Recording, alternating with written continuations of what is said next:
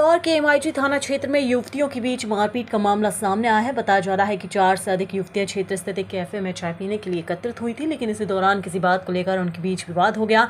देखते देखते कहासुनी ने उग्र रूप ले लिया और सभी युवतियां आपस में भिड़ गईं। घटना के दौरान युवतियों ने एक दूसरे के साथ जमकर मारपीट की, जिससे वहां मौजूद लोगों में हड़कंप मच गया। प्रत्यक्षदर्शी के अनुसार शुरुआत में युवतियों के बीच सामान्य बहस हो रही थी, लेकिन कुछ ही देर में विवाद बढ़ गया और मामला हाथापाई तक पहुंच गया। कैफे में मौजूद अन्य लोगों ने उन्हें समझाने शांत कराने का प्रयास किया, लेकिन स्थिति बिगड़ती चली गई। मारपीट के कारण कुछ समय के लिए कैफे में अफरा तफरी का माहौल बन गया। घटना की जानकारी मिलती पुलिस को सूचना दी गई। सूचना प्राप्त होने पर एमआईजी थाना पुलिस मौके पर पहुंची, स्थिति को नियंत्रित किया। पुलिस ने संबंधित युवतियों से पूछताछ की और घटना की जानकारी जुटाई। बताया जा रहा है कि विवाद का कारण अभी स्पष्ट नहीं हो सका। पुलिस ने सभी पहलुओं को ध्यान में रखते जांच कर रही है। पुलिस अधिकारियों के अनुसार मामले में शिकायत मिलने के बाद प्रकरण दर्ज कर लिया गया। दोनों पक्ष के बयान लिए जा रहे हैं। घटनास्थल के आसपास लगे सीसीटीवी कैमरों के फुटेज भी खंगाले जा रहे हैं, ताकि घटना की वास्तविक परिस्थितियों का पता लगाया जा सके। यदि जांच में किसी अन्य व्यक्ति की भूमिका सामने आती है तो उसके खिलाफ भी नियमानुसार कार्रवाई की जाएगी। एमआईजी थाना पुलिस का कहना है कि फिलहाल मामले की विस्तृत जांच जारी। पुलिस सभी संबंधित पक्षों से पूछताछ करी, उपलब्ध साक्ष्य के आधार पर आगे की कार्रवाई की जाएगी। पुलिस थाना एमआईजी के अंतर्गत एबी रोड के जो कैफे में कुछ सहेली आपस में थी और वो इकट्ठा हुई थी वहाँ चाय पीने के लिए।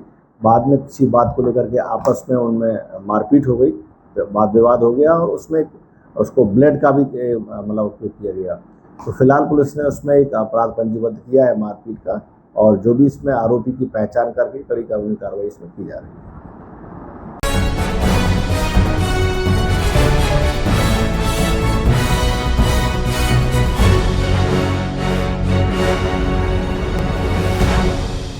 धार के ऐतिहासिक भोजशाला में सोमवार को हैदराबाद के विधायक एवं हिंदुवादी नेता टी राजा सिंह पहुंचे। उन्होंने भोजशाला मंदिर में मां सरस्वती के दर्शन पूजन किए। इस दौरान भोज उत्सव समिति के पदाधिकारी, विभिन्न हिंदू संगठनों के कार्यकर्ता और बड़ी संख्या में हिंदू समाज के लोग मौजूद रहे।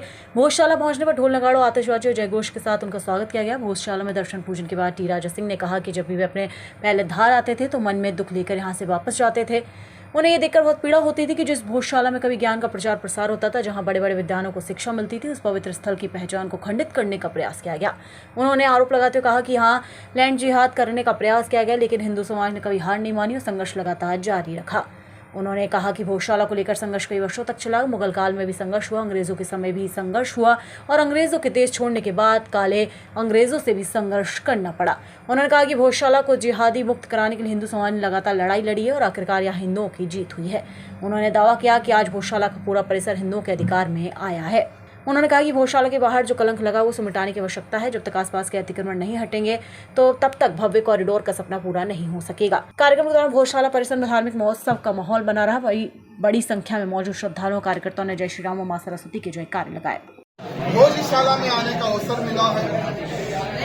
जब भी मैं इस भोजशाला के पवित्र स्थान पर आता था तो मन एक दुखी लेकर यहाँ से जाता था, क्योंकि एंट्रेंस में जो दरगाहें, जो गुम्बदें दिखती थी, बहुत ही तकलीफ होती थी कि भोजशाला में जहां पर हमारे ज्ञान का प्रचार होता था, बड़े बड़े विद्वानों को यहाँ पर शिक्षा मिलती थी, ऐसे हमारे पवित्र स्थान को खंडित करने का प्रयत्न किया गया, लैंड जिहाद करने का प्रयत्न किया गया।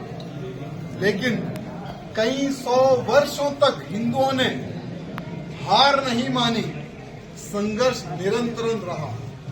अंग्रेजों से भी संघर्ष रहा, उससे पहले मुगलों से भी संघर्ष रहा, और अंग्रेज जब चले गए देश से बाहर तो काले अंग्रेजों से भी संघर्ष रहा इस भोजशाला के मंदिर के लिए, यहाँ पर जिहाद मुक्त करने के लिए।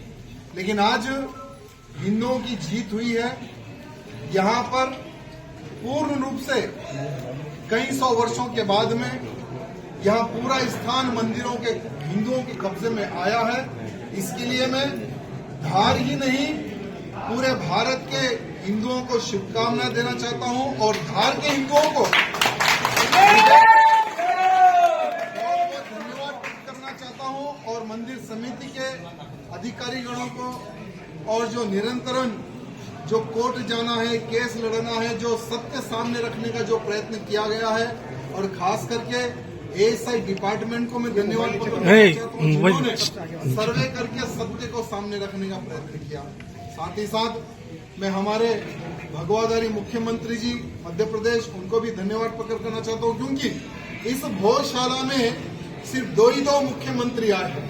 पहले हमारे नरेंद्र मोदी जी, उसके बाद में हमारे मोहन यादव जी, क्योंकि बाकी मुख्यमंत्री तो नपुंसक थे। भोजशाला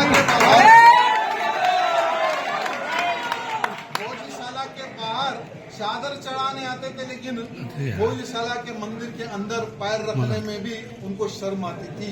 ऐसे भी मुख्यमंत्री हुए, और ऐसे भी मुख्यमंत्री हुए हैं जो हमारे राम भक्तों पर, मां सरस्वती के भक्तों पर गोलियां तक चलवा दी, जिसके कारण 3 हमारे हिंदुओं की हत्या भी हुई थी फायरिंग में। बहुत बड़ा संघर्ष है मेरे मित्रों, 500 सालों का संघर्ष हमारे अयोध्या राम मंदिर का हुआ। वहां पर भी 500 सालों के बाद में हमारी जीत। दूसरा जो संघर्ष रहा वो भोजशाला का है, जो हम यहाँ पर भी जीत हासिल की है। लेकिन अभी ये जीत का सिलसिला निरंतर रहेगा मेरे मित्रों, जीत का सिलसिला निरंतर रहेगा। काशी और मथुरा भी अभी बाकी है। जहाँ जहाँ पर हमारे हिंदू प्राचीन मंदिरों को तोड़कर कहीं पर मस्जिद बनाया गया या कहीं पर दरगाह बनाई गई, हर वो मस्जिद दरगाहों पर भगवा लहरेगा। कानूनी लड़ाई हम जीत के रहेंगे, जैसे अयोध्या राम मंदिर जीती है, जैसे भोजशाला जीती है। लेकिन यहाँ पर जितने भी हिंदू हैं उनसे निवेदन है, संगठन में शक्ति है। आपने नारा सुना होगा। आप लोगों के संघर्ष के ही कारण बाहर एक बोर्ड लगता था कि शुक्रवार के दिन हिंदुओं का प्रवेश निषेध है, लेकिन आज हिंदुओं के संगठन के कारण ही वहां पर एक बोर्ड लगा है कि गैर हिंदुओं का निषेध है। पहले तो हमारे सभी मीडिया मित्रों को बहुत बहुत धन्यवाद प्रकट करता हूं, क्योंकि निरंतरन भोजशाला के संघर्ष के बारे में हो, भोजशाला मंदिर के इतिहास के बारे में हो, प्रिंट मीडिया एवं इलेक्ट्रॉनिक मीडिया के माध्यम से सिर्फ मध्य प्रदेश के हिंदुओं के नहीं, भारत के हिंदुओं को अगर पता चला है तो मीडिया के माध्यम से। आज तीसरी बार मुझे भोजशाला आने का सौभाग्य प्राप्त हुआ है, और जब भी मैं इस भोजशाला मंदिर के दर्शन करने आता था तो एक दर्द लेकर जाता था कि हमारे ही प्राचीन मंदिरों को किस प्रकार से खंडित करके लैंड जिहाद किया गया, दरगाहें बनाई गई, मस्जिदें बनाई गई, किस प्रकार से हमारे हिंदुओं पर अत्याचार, और जब भी आता था एक दर्द लेकर जाता था। लेकिन मंदिर समिति के माध्यम से एक बहुत बड़ा युद्ध चला। मंदिर समिति के अधिकारियों से पहले भी लगभग कई 100 वर्षों का संघर्ष रहा इस भोजशाला मंदिर के प्रांगण को मुक्त कराने के लिए, क्योंकि हर शुक्रवार को एक बैनर लगता था। वो बैनर हमने भी देखा था कि गैर हिंदुओं का प्रवेश निषेध है। आज बैनर देखकर मुझे खुशी हुई कि गैर हिंदुओं का निषेध है बोलकर बहुत खुशी हुई। और जैसे इस मंदिर के दर्शन के लिए इतिहास में सिर्फ दो मुख्यमंत्री आए हैं। हमने तो देखा है 2 ही मुख्यमंत्री को। पहले तो हमारे प्रधानमंत्री, वो समय के मुख्यमंत्री नरेंद्र मोदी जी आए थे, और अभी मध्य प्रदेश के हमारे मुख्यमंत्री मोहन यादव जी आए हैं। मोहन यादव जी आने के बाद में हमने उनका एक बहुत सुंदर स्टेटमेंट देखा है कि भव्य रूप से एक कॉरिडोर बनेगा। तो कॉरिडोर तो आपने बनाने का अनाउंसमेंट किया है, इसके लिए धन्यवाद प्रकट करता हूँ। लेकिन कॉरिडोर बनाने से पहले जो अभी भी जो कलंक लगा हुआ है वो कलंक तुरंत मुक्त करवाए, ये मैं हमारे मोहन भैया जी से निवेदन करना चाहता हूँ।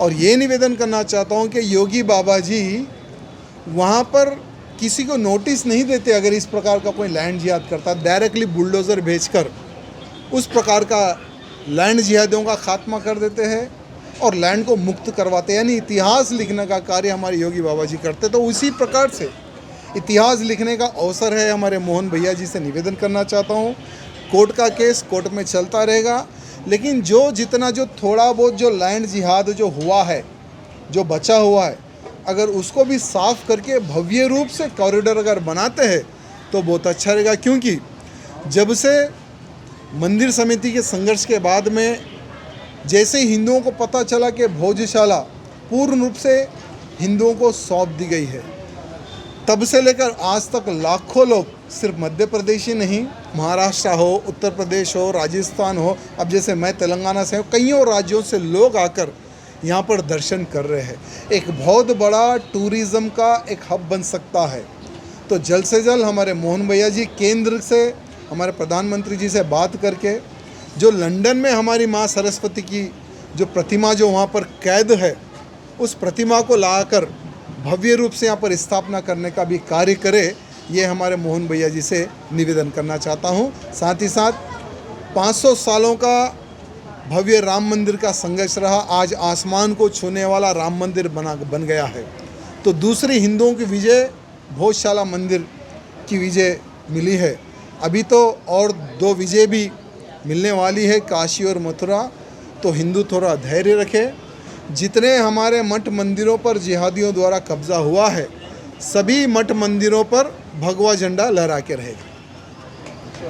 राजा जी, जैसे कि मैं आपसे प्रश्न पूछना चाहता हूँ, मान लीजिए बात देवी की मूर्ति लंदन से यहाँ नहीं आएगा, अगला कदम आपका क्या रहेगा? देखिए, संघर्ष के कारण ही आज भव्य भोजशाला में कॉरिडोर बनने का अलॉटमेंट हुआ है मुख्यमंत्री जी द्वारा। तो हम सरकार पर प्रेशर डालेंगे। पूरे हिंदू समाज, सिर्फ मध्य प्रदेश का ही हिंदू नहीं, पूरे भारत के हिंदुओं को खड़ा करेंगे कि लंदन में जो हमारी माँ सरस्वती, जो वाग्देवी माता की जो प्रतिमा वहाँ पर उपस्थित है, उसको लाने के लिए पूरे भारत के हिंदू को खड़ा करने का हम प्रयत्न करेंगे।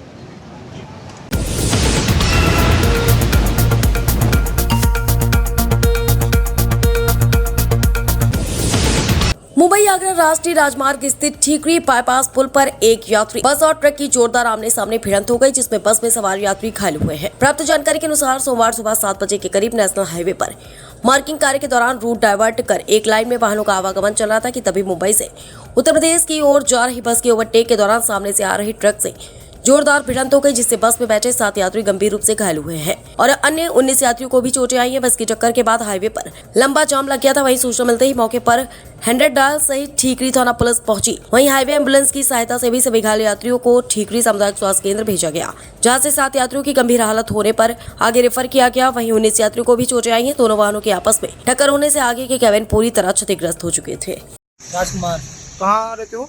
यूपी। आज ये एक्सीडेंट हुआ है, कैसे हुआ ये? ये गाड़ी के हादसे में हो गया, गाड़ी का एक्सीडेंट हो गया। अच्छा, कैसे हुआ ये?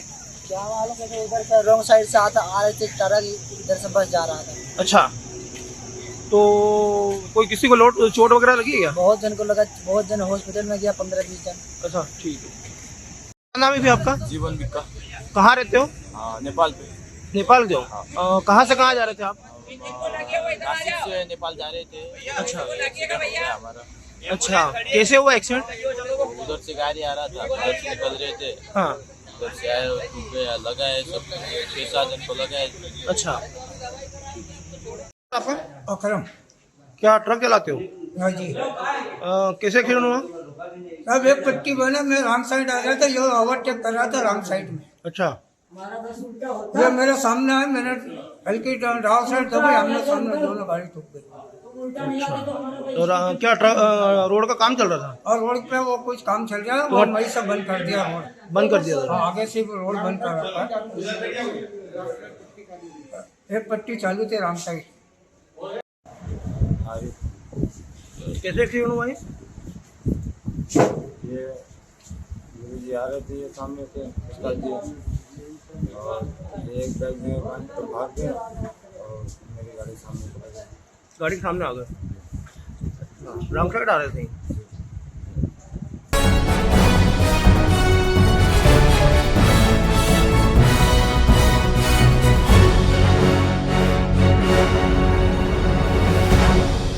धार जिले के धर्मपुरी में ज्येष्ठ शुक्ल पूर्णिमा महोत्सव के रूप में मनाई गई मां रेवा आरती सेवा समिति धर्मपुरी द्वारा स्थानीय शीतला माता घाट नर्मदा नदी तट पर देर शाम नर्मदा जी की भव्य आरती की गई है। नर्मदा जी की आरती में बड़ी संख्या में श्रद्धालु रहे मौजूद, वहीं मातृशक्ति ने भी बढ़ चढ़कर हिस्सा लिया। नर्मदा तट पर मां रेवा समिति के तत्वाधान में श्रद्धा और भक्ति भाव के साथ मां नर्मदा जी की भव्य आरती का आयोजन किया गया। आरती में बड़ी संख्या में श्रद्धालुओं ने बढ़ चढ़कर हिस्सा लेकर मां नर्मदा का पूजन अर्चन किया और क्षेत्र की सुख समृद्धि की कामना की। आरती के दौरान पूरा घाट भक्ति रस में सराबोर हो गया।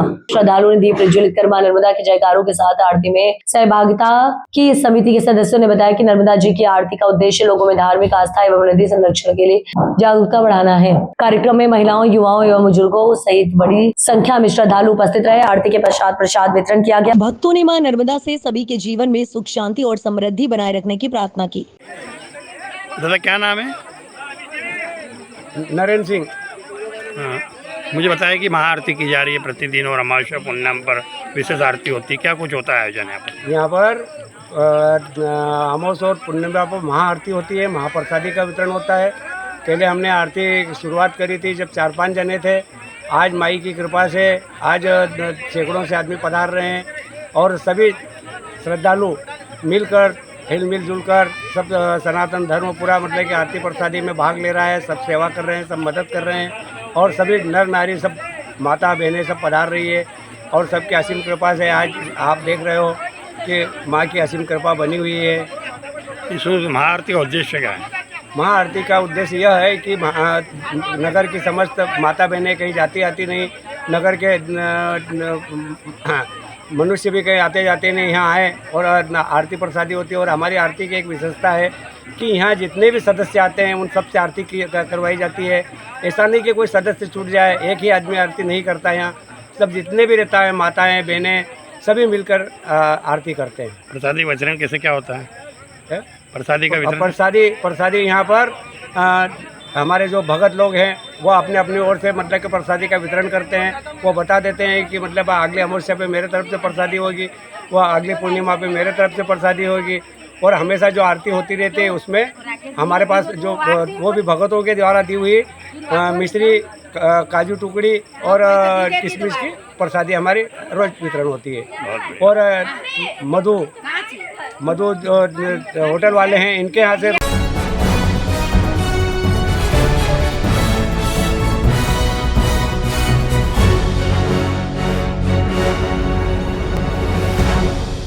अंजड़ नगर के एक सराफा व्यापारी को लोगों के साथ लाखों रुपए की धोखाधड़ी करने के आरोप में शनिवार को पुलिस ने विभिन्न धाराओं में प्रकरण दर्ज करते हुए गिरफ्तार कर लिया। उक्त सराफा व्यापारी ने कुछ समय पूर्व 2 पुलिस कर्मियों पर रिश्वत मांगने की शिकायत लोकायुक्त को की थी। प्राप्त जानकारी के अनुसार नगर तथा आसपास के कई लोगों ने पुलिस अधीक्षक बड़वानी को लिखित शिकायत देते हुए बताया कि हम पीड़ितों ने अंजड़ के सराफा व्यापारी जयराज पिता भगवान चौधरी को अलग अलग दिनांक को रुपए जमा करवा कर निर्धारित दिनांक को उतनी कीमत का 22 कैरेट सोना या मैं ब्याज के रुपया लेना तय किया था। आरोपी जयराज ने बकायदा इसकी हमें पावती देकर हमारा भरोसा जीत लिया। समय अवधि पश्चात जब हमने रुपया या सोना देने को कहा तो आरोपी टालमटोल करने लगा। मामला संदिग्ध होता देख हमने दबाव बनाया तो आरोपी जयराज उल्टा हमें ही धमकाने लगा। वह अक्सर कहता है कि पुलिस भी मेरा कुछ नहीं कर पाएगी क्योंकि मैंने 2 पुलिस कर्मियों की लोकायुक्त में शिकायत कर उन्हें घर बैठा दिया। तब से पुलिस भी मुझसे डरती है। शिकायत की गंभीरता देखते हुए आला अधिकारियों के आदेश पर मामले की जांच कर पुलिस थाना अंजड़ में आरोपी जयराज पिता भगवान चौधरी के विरुद्ध बीएनएस की धाराएं 316, 318, 351 एवं 35 के तहत प्रकरण दर्ज कर शनिवार को आरोपी को गिरफ्तार कर लिया गया। गौरतलब है कि 2024 में नगर के एक अन्य व्यापारी संजय गोयल ने भी पुलिस में शिकायत दर्ज करवाई थी कि सराफा व्यापारी जयराज चौधरी ने विश्वास एवं भरोसे को तार-तार करते हुए नकली ज्वेलरी मेरे पास रखकर बड़ी रकम उधार ले ली, लेकिन जब उस समय होने पर मैंने रुपया वापस मांगा तो खुद की दी ज्वेलरी में हेराफेरी करने का झूठा आरोप लगाकर मुझे ही धमकाने लगा। इस प्रकरण में पुलिस जांच चल रही है तथा इसी प्रकरण में जयराज ने 2 पुलिसकर्मियों पर रिश्वत मांगने की शिकायत लोकायुक्त को की थी। धोखाधड़ी एवं धमकाने के आरोप में जयराज चौधरी की गिरफ्तारी से अब लोकायुक्त में की गई शिकायत भी संदेह के घेरे में आ गई है। थाना प्रभारी आर चौहान ने जयराज पिता भगवान चौधरी के एक मामले में गिरफ्तारी की पुष्टि करते हुए बताया कि दूसरे मामले की जांच भी पूर्णता की ओर है तथा उस पर होने वाली कार्यवाही से अवगत कराया जाएगा। सर, अंजड़ में धोखाधड़ी का मामला दर्ज है, किस तरीके का मामला है? देखिए, एक फरियादी अनिल सिरवी जी है जो अंजड़ के रहने वाले हैं।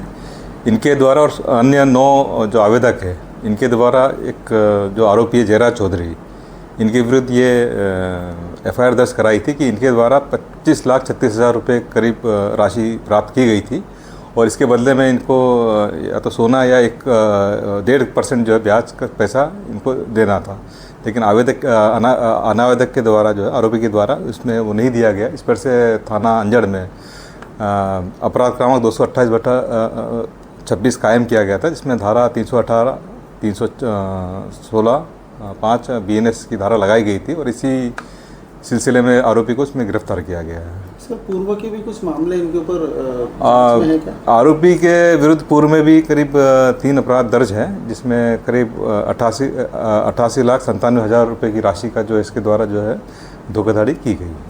आगे क्या कार्रवाई की जा रही है? अब इसमें आरोपी को गिरफ्तार करके जो इससे पूछताछ भी की जा रही है, पुलिस रिमांड लिया जा करके अग्रिम कार्रवाई की जाएगी। घटना करता था और क्या कामकाज करता था सर? असल में इसकी जो है ज्वेलरी की जो है दुकान है वहाँ पे अंजड़ में ही जो है, और ये लोगों को झांसा दे करके जो लालच दे करके जो इससे पैसा प्राप्त करता था, और या तो सोना देना या फिर जो इसमें ब्याज देना, इसका ये मुख्य कार्य था। लेकिन इसके द्वारा लोगों को धोखाधड़ी की गई थी। इसमें पूर्व में भी 3 अपराध दर्ज है और अभी एक वर्तमान में एक ताज़ा मामला अंजम में फिर पुनः कायम किया गया। ये नकली सोना भी देने की बात सामने आ रही है? ये पूर्व का एक अपराध था, इसमें ये चीज़ आई है। नकली सोना दिया कैसे? जी।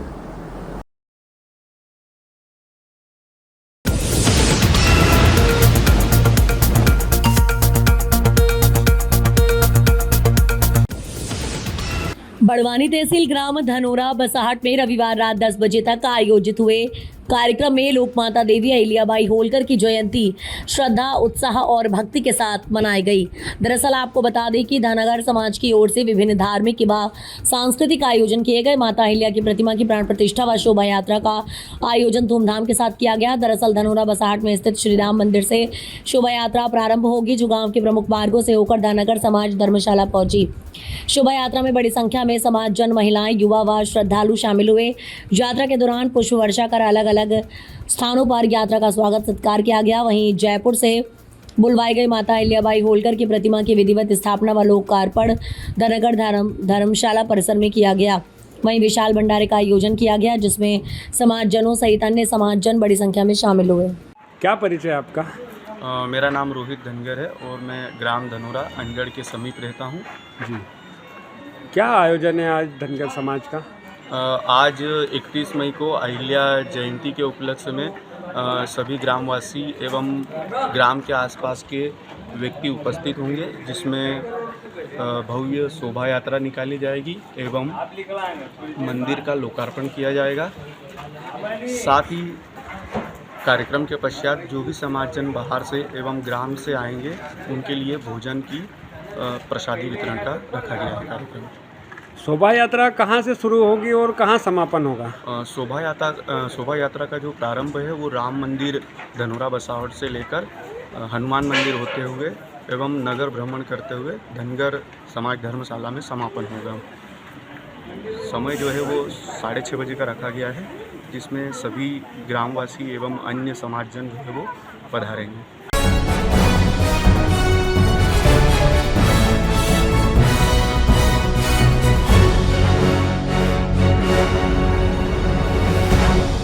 धार जिले के धर्मपुरी में प्रदेश व्यापी कॉम्बिंग गश्त अभियान के दौरान पुलिस अधीक्षक धार के निर्देशन और वरिष्ठ अधिकारियों के मार्गदर्शन में थाना पुलिस ने थाना प्रभारी संतोष सिंह यादव के नेतृत्व में 2 टीमों का गठन कर रात भर कॉम्बिंग गश्त अभियान चलाया।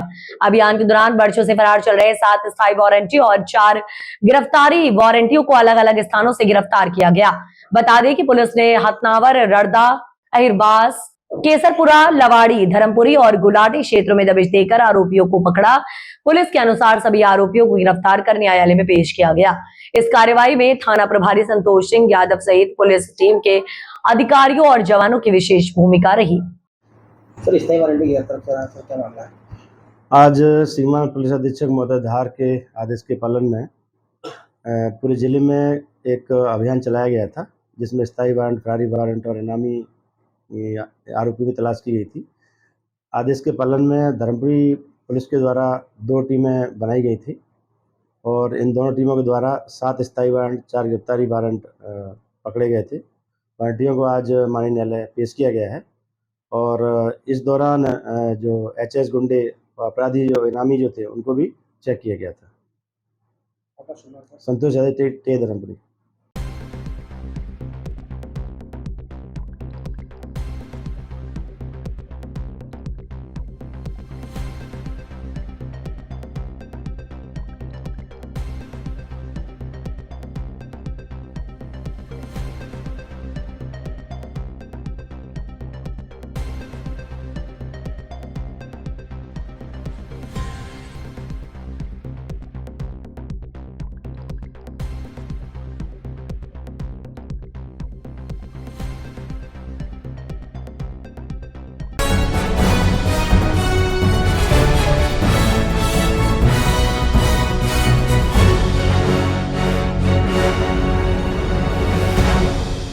खरगोन जिले के झिरनिया में ग्राम दामखेड़ा में युवक ने फांसी लगाकर आत्महत्या को लेकर आक्रोशित ग्रामीणों ने चक्का जाम कर दिया। परिजनों ने निष्पक्ष जांच की मांग को लेकर चक्का जाम कर दिया और वहां पहुंचे एक पुलिसकर्मी को महिलाओं ने जमकर पीटा।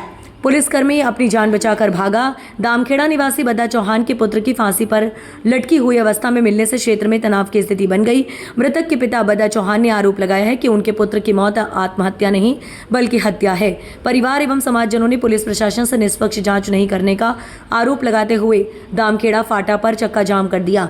चक्का जाम के कारण यातायात प्रभावित है। मौके पर बड़ी संख्या में ग्रामीण एवं समाजजन एकत्रित हो गए और दोषियों के खिलाफ सख्त कार्रवाई की मांग करने लगे। सूचना मिलने पर चैनपुर थाना पुलिस एवं प्रशासनिक अधिकारी मौके पर पहुंचे और लोगों को समझाइश देकर स्थिति को नियंत्रित करने का प्रयास किया जा रहा है।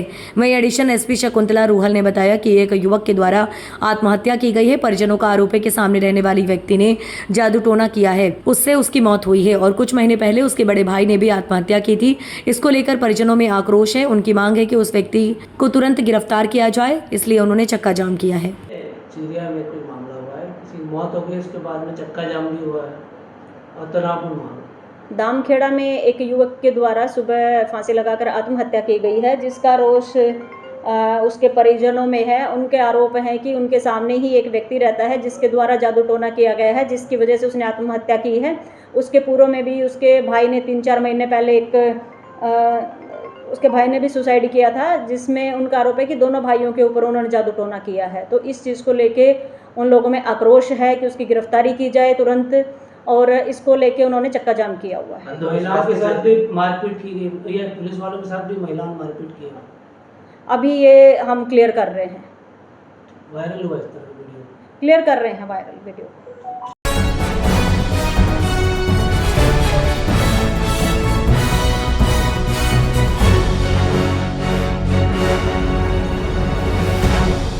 इंदौर क्राइम ब्रांच ने बड़ी कार्यवाही करते हुए 30 ग्राम अवैध मादक पदार्थ एमडी ड्रग्स के साथ 2 अंतर जिला तस्कर गिरफ्तार करने में सफलता हासिल की है, जिसकी कीमत 3 लाख रुपए बताई जा रही है।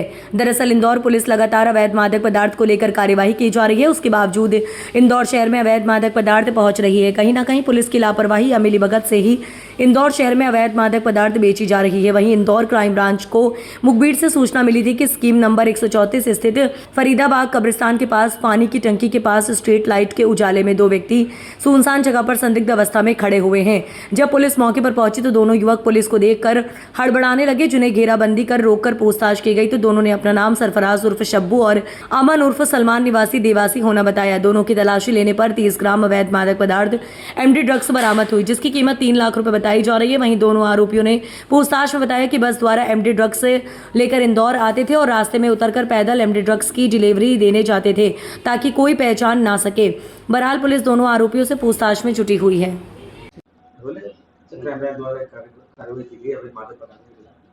देखिए, जैसा कि आपकी जानकारी में है, द्वारा लगातार अवैध मादक पदार्थों के खिलाफ युद्ध स्तर से अभियान छेड़ने के लिए निर्देशित किया जाता है। उसी कड़ी में क्राइम ब्रांच ने एक बार पुनः अवैध मादक पदार्थ के खिलाफ कार्रवाई की है। इसमें कल सूचना मिली थी कि लगभग 30-40 ग्राम एमडी लेकर के 2 आरोपी देवास से आ रहे हैं और ये लोग यहाँ पर कोई डिलीवरी देने वाले हैं। इसी बात से मुखबिर की सूचना के आधार पे एक फरीदाबाद कब्रिस्तान के पास पानी की टंकी है, वहाँ पे सुनसान जगह पे ये लोग के आने की सूचना थी और वहाँ पे कुछ लोगों के आने की भी सूचना थी। उसी बात पर से क्राइम ब्रांच ने उनकी घेराबंदी करी। घेराबंदी करके जब पकड़ा तो ये इसमें 2 आरोपी वहाँ पे मिले। सरफराज उर्फ शब्बू, ये अलंकार मार्केट देवास का रहने वाला है। दूसरा अमन उर्फ सलमान, ये नौसराबाद कॉलोनी उज्जैन रोड देवास का रहने वाला है। ये दोनों आरोपी मिले। इन दोनों आरोपियों के कब्जे से कुल 30.02 ग्राम एमडी बरामद हुई है, जिसको जब्त किया गया है, जिसकी कीमत लगभग 3 लाख रुपए है। और इनके कब्जे से मोबाइल भी जब्त किया गया है। अब इनका पुलिस रिमांड लिया जाकर के इनसे पूछताछ की जाएगी और इनके ऊपर और नीचे बैक ट्रेस करके सारे आरोपियों की अरेस्टिंग सुनिश्चित की जाएगी।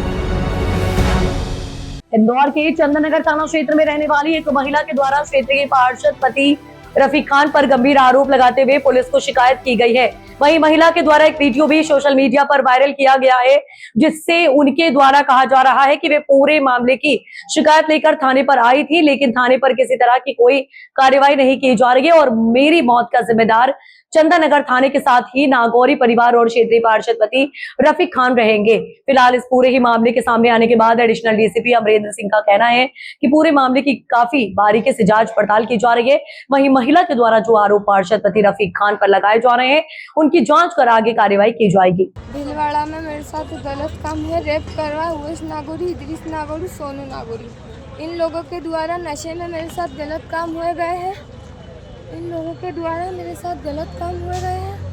यहाँ पे चंदननगर थाने पे मैं 7 से 8 बार आ चुकी हूँ। यहाँ मेरी कोई सुनवाई नहीं है। यहाँ पे मैं रफीक पार्षद कह रहा है वो नहीं रखेगा तो मैं रख लूँगा। यहाँ मेरी 7-8 दिन से कोई सुनवाई नहीं है और रफीक पार्षद कह रहा है जहाँ तक जा सकती जा, तेरी सुनवाई नहीं होने दूँगा। वो नहीं रख रहा है तो मैं रख लूँगा। और उनका कहना है कि तू इनका कुछ नहीं बिगाड़ सकती है। और मोहन यादव जी, मुख्यमंत्री जी, मैं आपके देश की बेटी हूँ, मुझे न्याय दिलवाएं आप। रफीक पार्षद मेरा कुछ नहीं होने दे रहा है, मेरे साथ गलत हुआ है, आप मुझे इंसाफ दिलवाएं। मेरे साथ रेप हुआ है, मेरे साथ किसने क्या करा है, भीलवाड़ा में भी हुआ है, इंदौर में भी हुआ है। अब मेरे को आप इंसाफ दिलवाओ मोहन यादव जी, आप लोग सब मिलके मुझे इंसाफ दिलवाओ। यहाँ मेरी कोई सुनवाई नहीं चंदननगर थाने में। यहाँ से मुझे बार बार भगाया जा रहा है। मैं हाथ जोड़ के आप लोगों से विनती करती हूँ कि आप, मेरे घर वाले ये लोग भी मुझे कोई नहीं रख रहे, आप मेरा इंसाफ दिलवाओ। मौत की जिम्मेदारी है पूरा थाना और पूरा नागौरी परिवार और रफीक पार्षद, पूरी मेरे मौत की जिम्मेदारी ये लोग रहेंगे। मुझे मेरा इंसाफ चाहिए। मैं हाथ जोड़ के सबसे विनती करती हूँ। पुलिस थाना चंदननगर के अंतर्गत एक पीड़िता के द्वारा, एक फरियादी के द्वारा थाने पर एक शिकायत दी गई है और शिकायत में मुख्य रूप से कई प्रकार के इसमें आरोप लगाए गए। साथ में इसमें ये भी आरोप लगाया गया कि कोई जो पूर्व पार्षद रफीक नाम के वो भी उस मामले में कोई कार्रवाई नहीं होने दे रहे हैं। फिलहाल इस पूरे मामले को शिकायत जांच को थाना चंदननगर पर जांच में लिया गया है और उसका जो फैक्ट होंगे उसके आधार पर इसमें अग्रिम जो कानूनी कार्रवाई है, लीगल एक्शन है, वो उसमें किया जाएगा।